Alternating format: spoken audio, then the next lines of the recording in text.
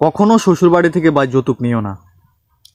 তোমাকে তোমার ফ্যামিলি যেভাবে মানুষ করছে, তাদের মেয়েকেও তাদের ফ্যামিলি এরকম কষ্ট করে মানুষ করছে ভাই।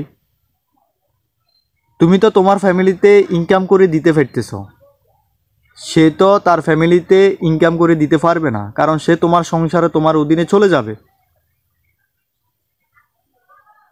সে ইনকাম করলেও সেই ইনকামের মালিক তুমি হবা, আর ইনকাম না করলে তো সে যদি বাড়িতে থাকে হাউস ওয়াইফ হিসাবে, তাহলে তুমি ইনকাম করে তাকে খাওয়াবা এবং তোমার ফ্যামিলিকে তুমি দিবা। কিন্তু তোমার শ্বশুর শাশুড়ি যে তোমার স্ত্রীকে এত কষ্ট করে লালন পালন করছে, তাদেরকে কি তাদের মেয়ে ইনকাম করে মাসে মাসে টাকা দিবে? দিবে না।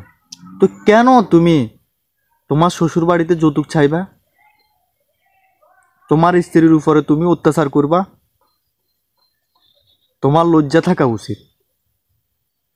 কচু গাছের সাথে ফাঁসি দিয়ে মারা যাও ভাই।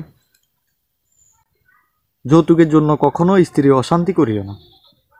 যৌতুকের জন্য যদি তোমার স্ত্রীকে তুমি অশান্তি করো, শ্বশুর শাশুড়িকে যদি ফেরা দাও, তোমার জান্নাত হারাম হয়ে যাবে, এটা মনে রাখিও। লজ্জা থাকা উচিত তোমার। তুমি যখন তোমার শ্বশুর শাশুড়িকে যৌতুকের জন্য চাপ দিবা, তখন তারা দুই হাত তুলে আল্লাহর কাছে বলবে যে, হে আল্লাহ, সে আমার মেয়েকে এবং আমাদেরকে যেরকম অত্যাচার করতেছে, তার জন্য কঠিন ভয়ানক আযাব তুমি রেডি রেখো।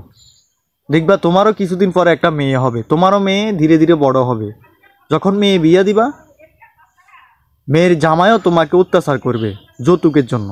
ও তুমি যে তোমার শ্বশুর শাশুড়িকে জ্বালাইছো, এখন তোমাকেও তোমার মেয়ের জামাই জ্বালাবে।